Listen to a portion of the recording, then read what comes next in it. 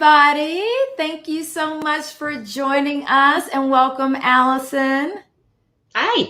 I was about to say, you got to talk.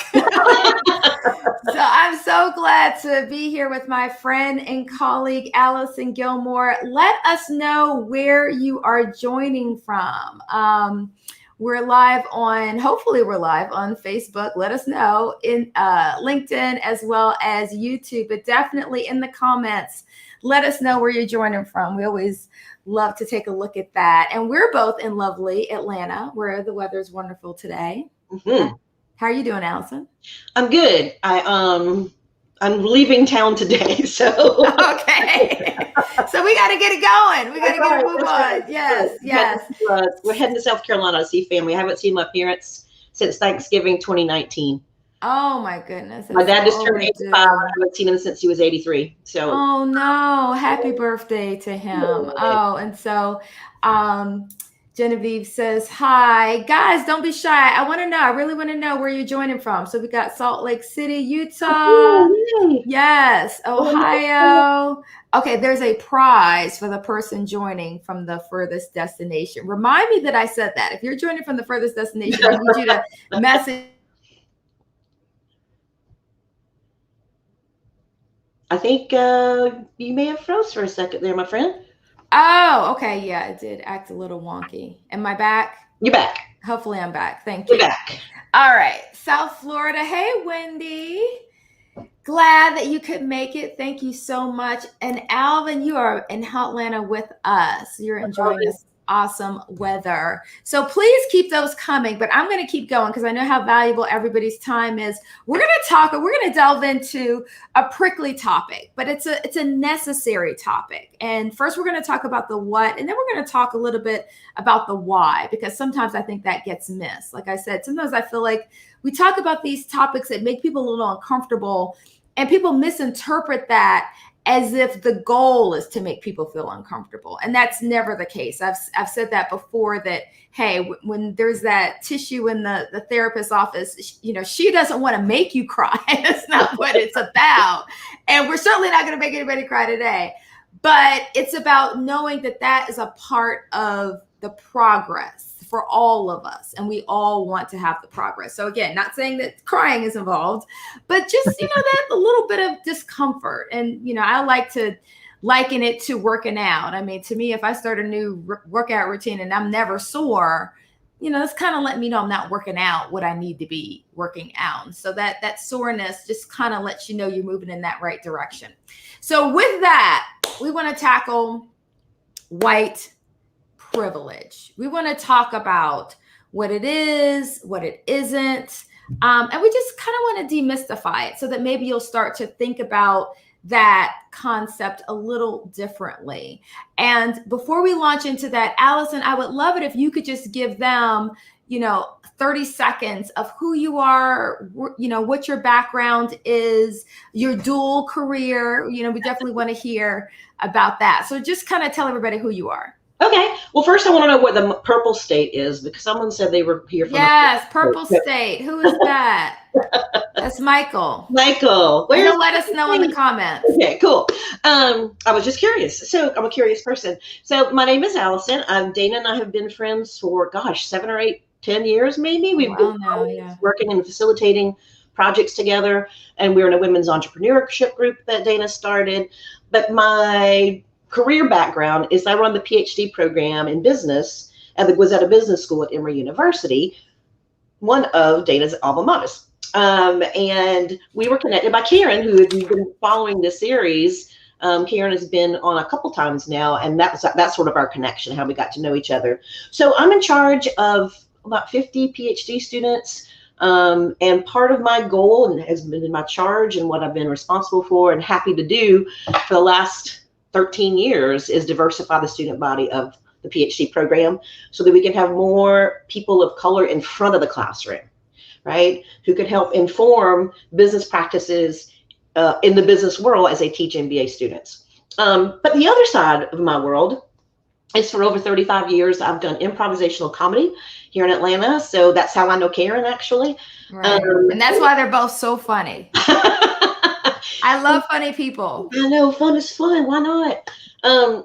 And so Dana and I actually came together doing some facilitation together where her project management skills and my improv facilitation skills merged beautifully to lead teams.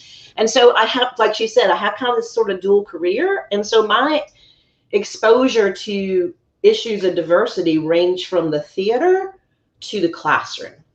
Awesome. And we're going to love to, I'm really anxious to dig into a lot of that. So you guys can see Allison is, kind of a wealth of knowledge and experience, and she's a real person. That's what I'm trying to do, with this series, really get out of the, super academia and the theory, but, talk to real people and answer real questions. So with that, let's kind of launch in. I'll mention my courses at the end.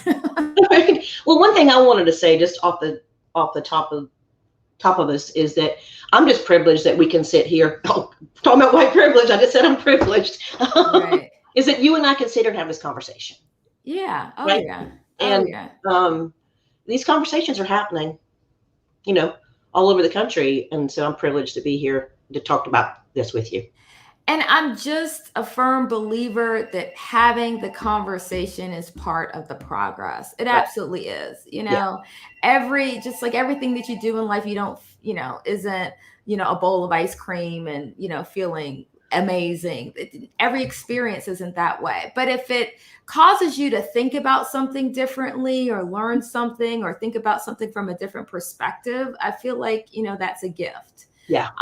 What you do with it is up to you, but absolutely it's a gift. So with that, I want you to just share with us, and then we will backtrack and start to define a few things. Okay. But I love stories. I feel like, stories are, really what makes it real. Tell us about, because I know you had a bit of an epiphany experience as it related to the concept of white privilege. So tell us kind of what your thoughts were going into that experience and then how that experience changed you a bit. Sure. So I grew up in rural South Carolina, outside of Charleston, where there was a lot of socioeconomic differences between Black and white communities and even within the white communities.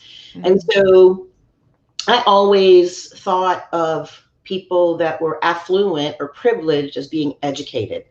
Because the people that I saw who were affluent had college degrees, and my parents, I'm first generation. And so when I graduated from college, I moved to Atlanta, followed a bunch of friends here to the Mecca of the South, to, home of the civil rights movement, where there was a lot of, I remember seeing Black affluence for the first time in Atlanta and being completely surprised by it. And Atlanta's leadership at the time, you had Andrew Young and Maynard Jackson and Shirley Franklin, all these folks that were leading the city. So I fast forward like a decade or so ago, and I was working at Emory at the business school, and I participated in this program called the Transforming Community Project. And it was a 50-50 racial split between the people who were in the course, right? So half of us were white and half of us were Black. And the whole project was created by a former president at the university to take a look at Emory's history with race, both its infractions and the things it got right. And it was this wonderful, like semester long, weekly gathering led by great facilitators. And on one of the very last sessions, the topic of white privilege came up. And I was like, wait, what? Privilege? Like, I've watched my family struggle financially my entire, for generations. Right. And I looked at my friend Tanisha, and she could confirm this was the conversation we had. And I remember saying to Tanisha, wait a minute, your grandparents went to Tuskegee. Right. And so because I kind of valued affluence and privilege as education, I was like, I don't have that same privilege that you have. So she sat me down.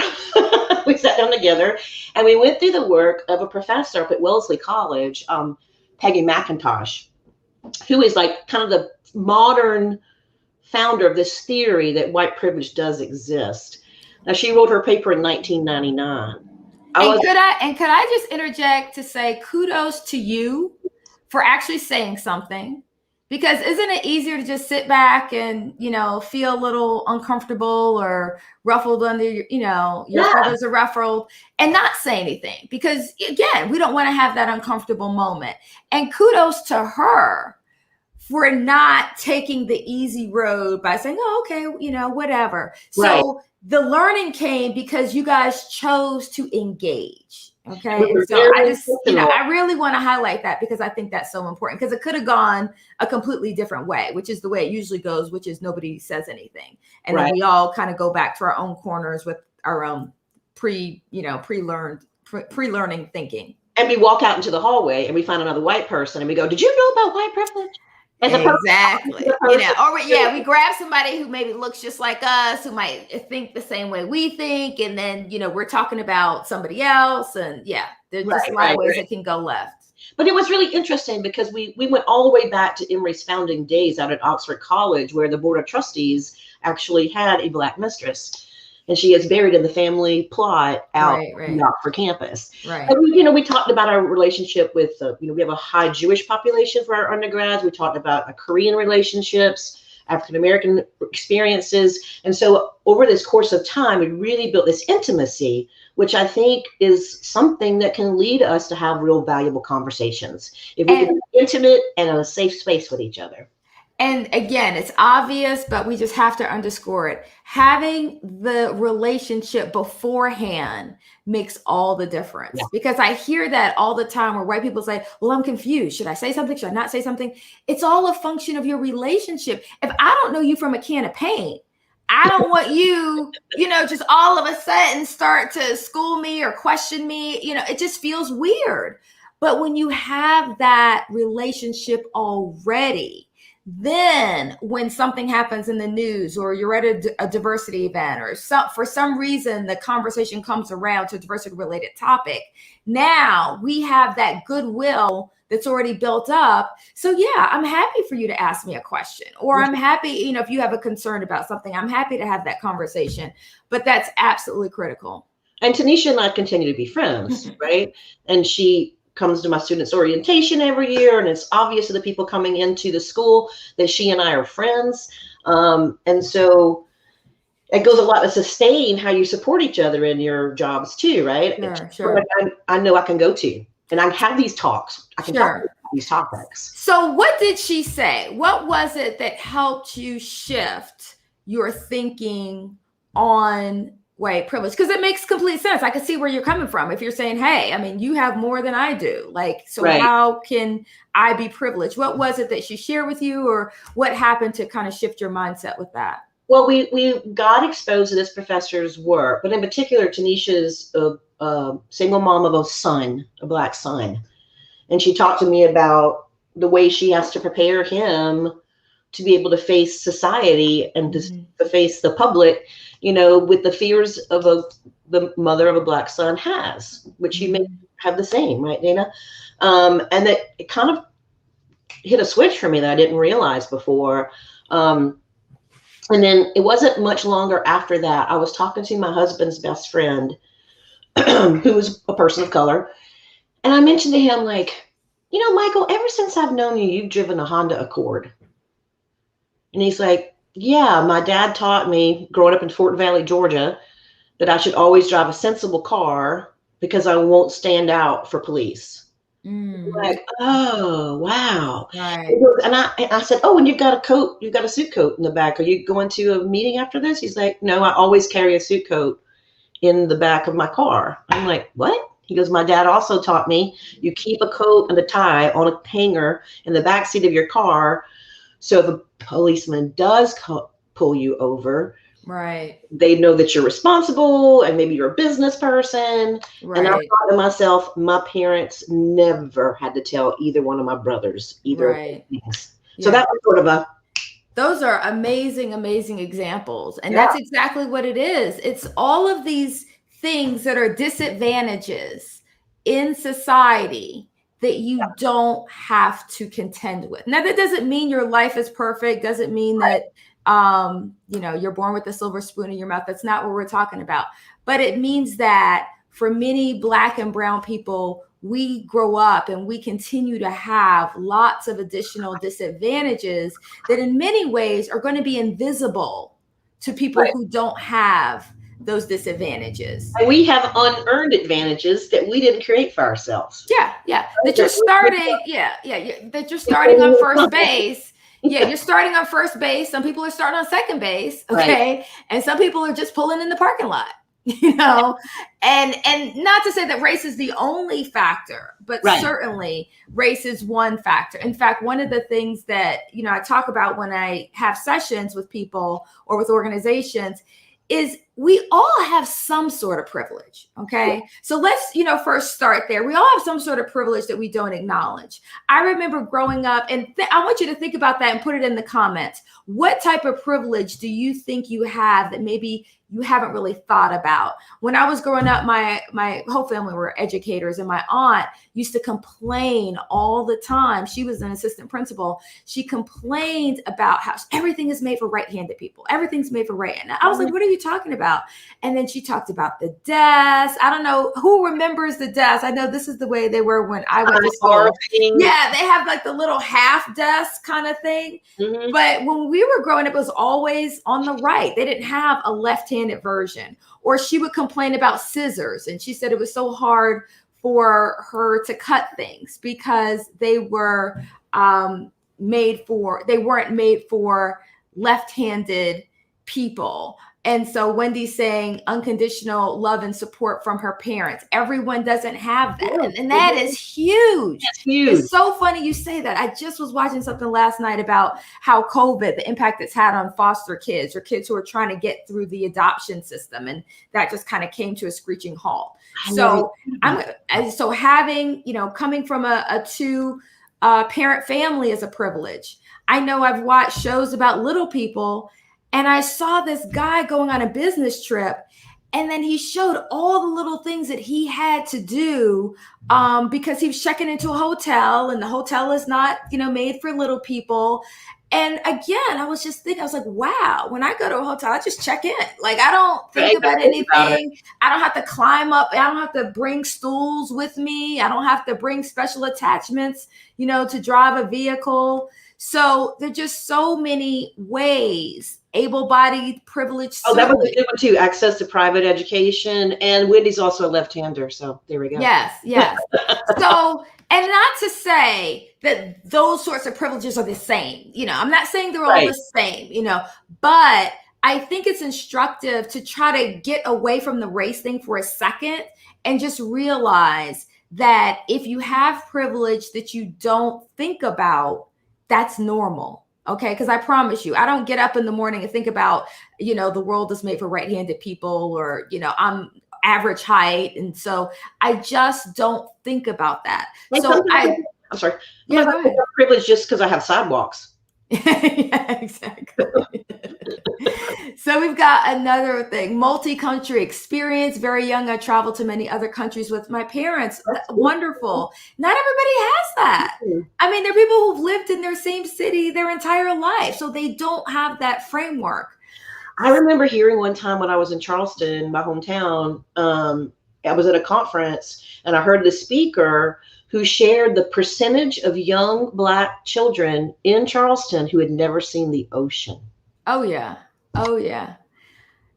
It's just across that bridge. Right. So you take it, so you just assume that that's something that everyone, you know, has done. But now when I go to the beach, I count the Black people. Right. I'm a counter. I don't think I've ever told you that, but like in our church and our place of faith, as we became more receptive and inclusive, I would get excited when I would see people of color enter the doors. Right. School when I was a minority of one. Wow, good for you, Geneva. That's amazing. Yes. And so I want to show you guys, I want to share my screen. Let me just tell you, it's going to look crazy for a second, and then hopefully it's going to come back. So it'll be good. Yes, we'll be fine. But I want to share your screen because this is something I posted on LinkedIn a while ago about white privilege. And so let me just move this over. It'll be up in 2 seconds, I promise. Okay. Can y'all see it? Mm-hmm. All right. So when I started, and this is just for me personally, when I think about what are the disadvantages, what are the things that most white people that I know didn't have to deal with growing up, or even now that I had to deal with, that were disadvantages for me. And so this was just my super, super quick list. And obviously this isn't everything, but you've never been the only person of your race in a business meeting. I think that we all instinctively know that when you stand out, when you're different, Genevieve was just talking about this, you're that extreme minority, that's a disadvantage. You're the only person that looks like you. Yep. And so think about the business meetings that you've been in, thousands of meetings over your career. If you're white, I want you to ask yourself, how many times have you been the only white person in that room? Okay, let us know in the comments how many times, round to the nearest 100. Okay, and for many of you, that number is probably going to be 0. Okay, and when I say a meeting, I mean a meeting of more than like 5 people, not like you're talking to one other person who's Black, but a meeting of at least 5 people that is not on the topic of race. How many times have you been the only person of your racial background in that meeting? That is really cool that you mentioned not on the topic of race, because we could probably reflect and go, oh, well, those DEI meetings I go to. Of course. No, yeah. but we need this to be part of regular business. That's the problem. And that's why so often DEI is not, diversity hasn't done what we wanted it to do, because it's this issue that's off to the side. It's got, it's poorly staffed. It's not really supported.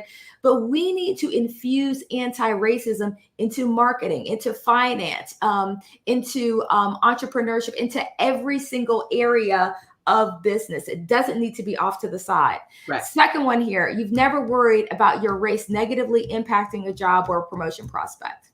So if you're a white guy, how often have you sent in that resume? How often have you applied for that job over your entire, career, and worried, oh, wow, I might need to change my name up so they don't know I'm white. Right. Okay. That's just not generally what white people feel the need to do.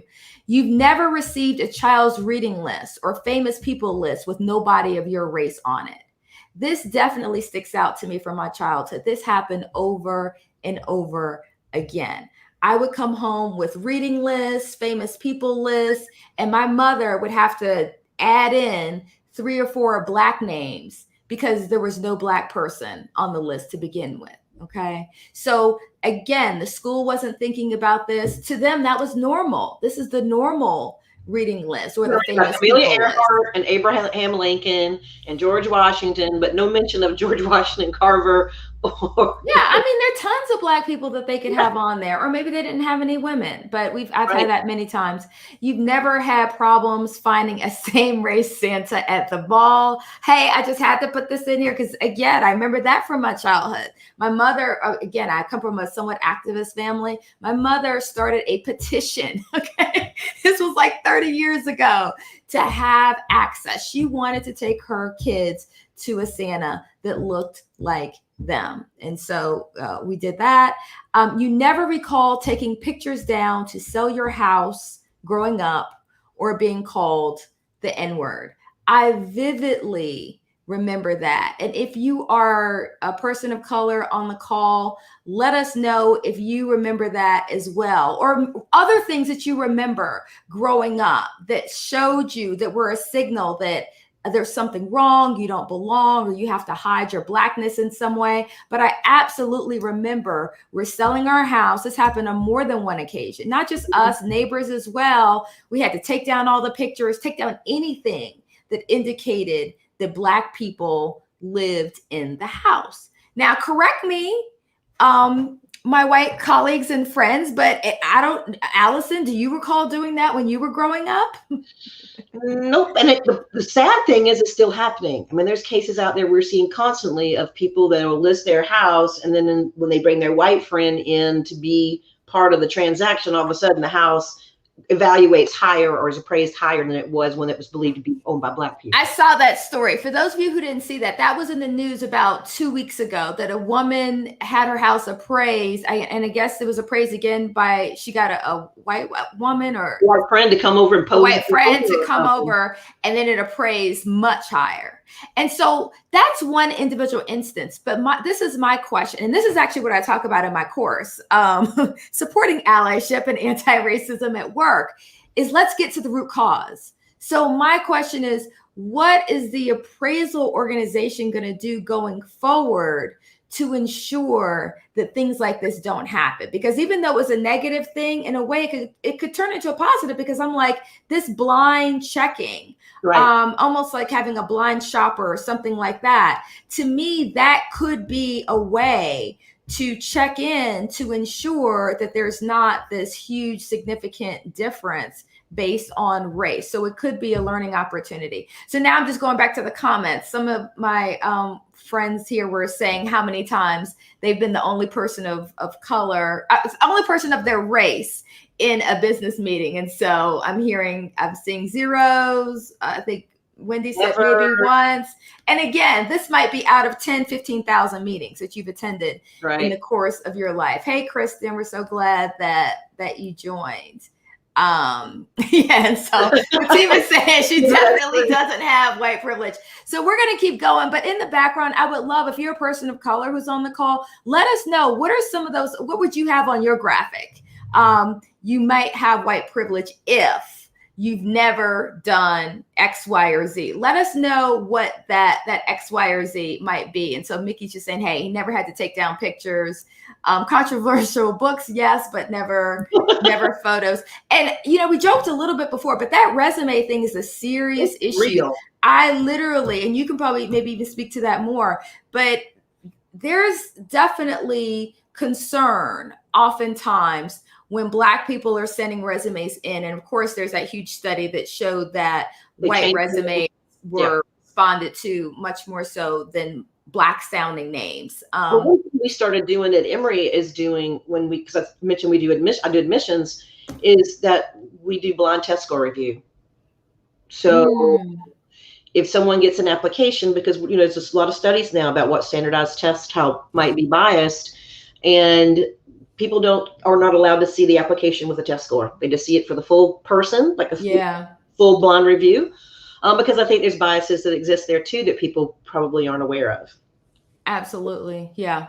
And I think that's good. The more we can make these things blind, the more we can just not allow your brain, your reptilian brain, to factor that in, make it a blind process. In fact, I heard about a symphony recently that was doing blind auditions. So that way people couldn't see them, but they could just hear the voice. And so, Sarah, I just wanted to read out what she said. It was suggested that they take pictures down, but she was told it's because so that people could visualize themselves in the home more if they don't see the current homeowner family. And that certainly absolutely may be true from a decor perspective or real estate perspective, but I can guarantee you, Sarah, there are a lot of Black people who will tell you that they put a lot of energy into removing their Blackness so that does not become a negative when they are being evaluated. And so certainly I know that happened, with us selling houses and with friends, but there are lots of other ways that shows up. Well, and on the flip side of that, if you're trying to rent or purchase a home in an area which you can live and afford to be in, you might be white privileged. Yeah. Right. Yeah. So let me, there's two other things I want to be sure, because I know we're getting on 30 minutes. One is I want to talk about kind of the elephant in the room out there a little bit. And this is where you started with this thought of, well, what about Oprah? What about LeBron? What about Barack Obama? It's like people will, this is their pushback. Well, how can there be white privilege, when you've got Oprah, who's like a billionaire? So well, I think sometimes, we hired a African-American female dean at the business school 6 or 7 years ago. And I think sometimes when you make a statement like that, even though she was obviously qualified, she wasn't hired just because of her race. People think, well, we're done. Yeah. And that is part of the problem, is sometimes, you can fall into that tokenism. In fact, we were talking about that last time, but I want to let me give you this example. How many of you think that smoking is bad for you?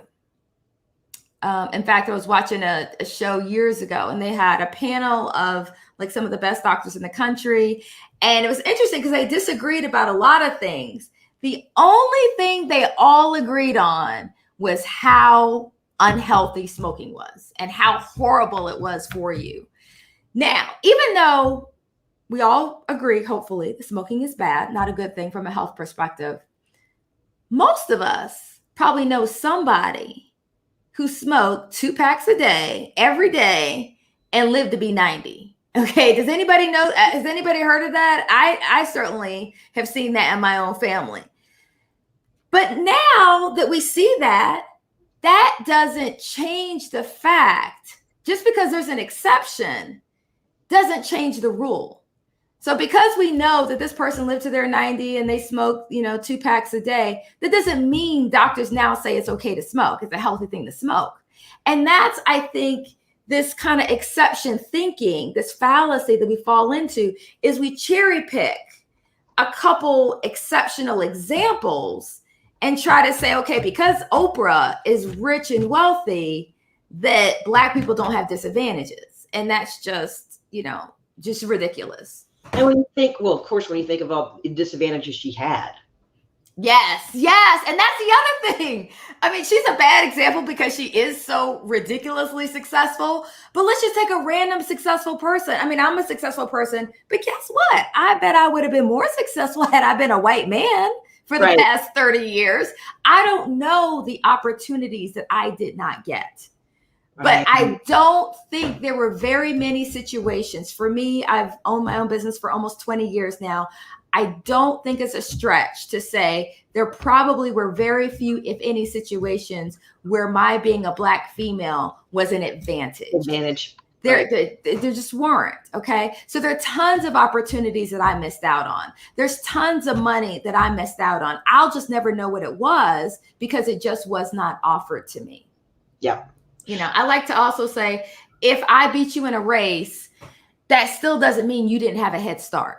Okay. Right. That just means that even with the disadvantage, that person came out on top. Yeah. So got this person, hey, his great uncle or her great uncle smoked cigars and lived to almost 100. And that's exactly the point.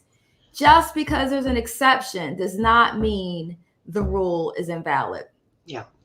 So with that, one last thing I want to say before Allison, I come to you for closing remarks is let's just for 1 second think about why we're talking about this. And I mentioned this right at the outset.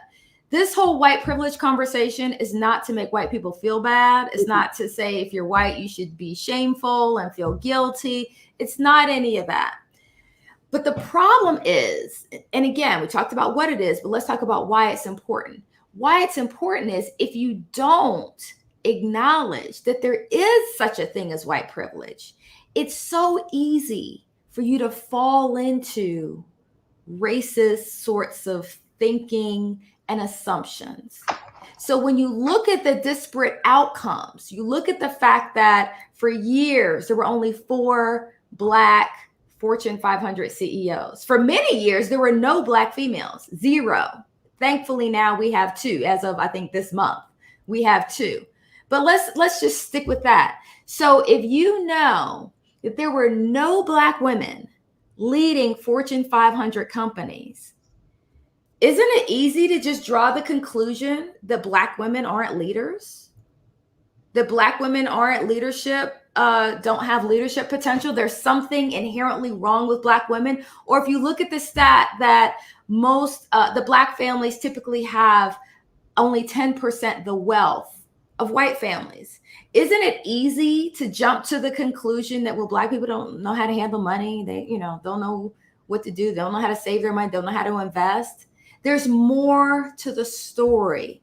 And oftentimes, if we just look at the disparate outcomes without looking at the context and those other factors, it's easy for us to jump to pejorative, ill-informed assumptions, race-based assumptions about why those outcomes are the way they are. And that's what we're trying to head off. We're not talking about white privilege because we want white people to feel bad. We're talking about white privilege because that is part of the context. That is part of the reason. That is part of the explanation for this huge, vast difference in terms of disparate outcomes. So with that, Allison. So what can we do, white people? Like, what if I've got privilege, having learned about it? The biggest thing is that how do we make people more aware, right? Yeah. How do we do it in a way that they're receptive to learning? And I think sometimes having a white person talk about white privilege may carry some weight. I don't know, but in D'Angelo's book, she talks about white privilege as a bank account that she didn't ask for, but she can choose to spend. And that people with privilege have far more power than we've been taught to realize, because they've hid it from us too, right? We didn't know we had this either until we started talking about it. But so as white people, how do we use our unearned assets to share power? And that might include time, it might include money, it might include energy, literacy, mobility.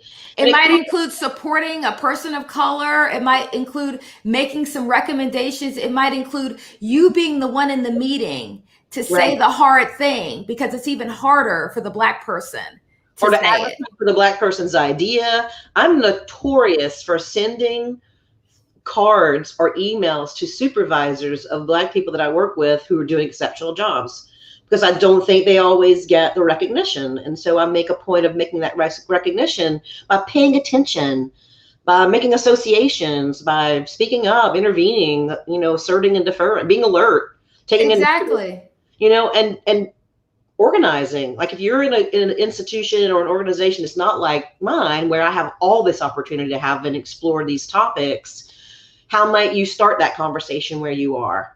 How do you find that ally, or how do you become an ally?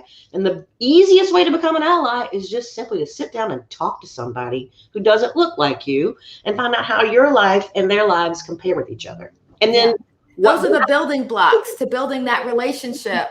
And I love what Tony's saying about it's using the privilege, because privilege is influence. It's using that influence to help create equity. And that is the good news. That's the good news. That's why we're doing all this. Is saying, how can allies use that influence to try to create more equitable environments and more equity in outcomes? And actually help change people's behavior. Oh, and one of the ways to do that, I love this, Wendy. Thank you. Uncomfortable conversations with other white people. Okay. Oh my gosh. Last night, my best friend was here, and she's white, and she was telling me she had a conversation with another white lady who goes, I'm not a racist. I don't know what white privilege is. And so I started educating my friend on all this last night. She's like, oh my gosh, can you send all this information to me so I can tell my other friend? Because she's just so completely not aware. And this is the thing. We all know this is human behavior. There are some people that are just not open to receiving that message from certain people. They're going to be more open to receiving that message from you, for example. Right. And so everybody, everybody's not the right messenger for every message. And so I think that's an amazing way that people can be awesome allies, is to talk to other allies, talk to other white people, and help to break down some of those barriers. But I love the fact that turned out well. Well, and it's like Dr. Ibrahim says, we're denying, and to get out of denial, right? The bottom line for white folks is to understand that these are the policies we've benefited from. Yeah. And again, that's why I feel it's also important to talk about the why and how. Okay, it's not something that you've got to now feel horrible about, but it's like, use it. It's, it's like a superpower. It's like, I can fly, let's figure out how I'm going to use that for good. I just have to repeat this because I love this so much. Privilege isn't just about what you've endured. It's about what you didn't have to endure. Yeah. And again, we all have it in one way or another. I wish I could get to all these. This is so awesome. So I want to thank Allison. That was really good, Genevieve.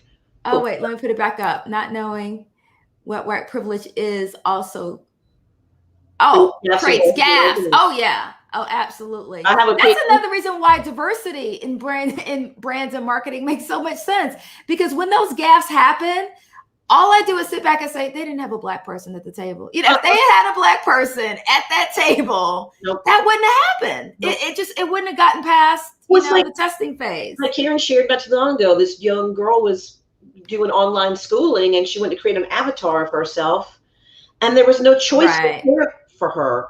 Right. And with Karen, and so she went to her teacher and told her teacher, and the teacher contacted the company, and they created new avatars. But I was telling Karen, I have a PhD student right now, a guy who is doing his whole research on how do we recruit employees to our organizations if we don't show Afrocentric people, right, in our marketing. You have to create subliminal messages to let you know you belong. Yeah. You really do, because we all react to that. When you walk into a space, you kind of get a feeling of, do I belong, or am I kind of foreign here? Do I stick out? Even like as a facilitator, when I get ready to put my PowerPoint presentations together to teach workshops, I want there to be representation on each slide, right? Because it's all about we all represented and included. Yes. So with that, thank you, Allison. Thank you. Thank you, everybody who is here. I just want to wrap up by sharing the 2 courses that I have that launched with LinkedIn Learning. I really, really put a lot of effort into making these very actionable, very practical. Please check them out. And send me your questions, because I actually am going to do a session in a couple weeks or maybe next month where I'm just answering questions. So definitely send me your questions. One is how to speak up against racism at work. It's about how to do just what we're talking about right now. We're saying use your privilege, speak up, but how do you do that? I mean, what if I'm nobody else is talking about that, or this is radically different from the way they've done things before? We've all been in that uncomfortable situation, and we're not sure how to word it, how to couch it. So we're going to give you some really practical tips. This is where I'm using my decades of facilitation skills training to, lay on that racial layer, that overlay of racism, and talk about, how do you actually stick your hand in the air, or, interrupt the conversation to speak up when you see that something's not right, or you want to speak up against racism at work, or maybe you just want to promote more equity. And then the other course is supporting allyship and anti-racism at work. And it's just about everything we've been talking about. It's saying, wherever you are in the organization, what can you do to help advance anti-racism? Because one of the biggest mistakes we can make is saying, oh yeah, I believe in anti-racism. I hate discrimination. I believe in equity, but I'm going to leave the work to somebody else. Right. And too often that's what we're doing. We're saying, oh, well, that's the leader's responsibility, or that's the DEI council's responsibility. No, it's everybody's responsibility. So do not let yourself off the hook.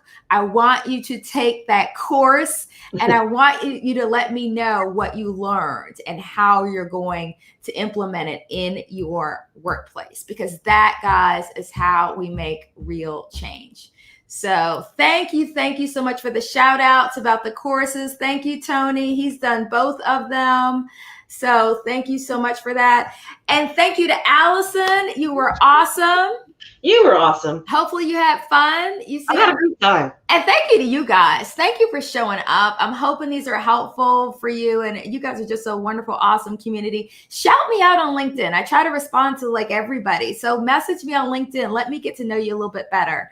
I'd love to build a relationship. So thank you guys. And we're going to sign off for now. And we will see you again. We're here first and third Tuesdays at noon Eastern time. And so that first Tuesday in July, I think it might be July 6th. So we will see you July 6th. And I'm going to be talking to Miss Karen Cisse about microaggressions. Ooh. So if you want to know the microaggressions that we've experienced, check us out, because we're going to give you the real deal. All right. Talk to you guys later. Bye. Bye. Oh, shoot. Oh.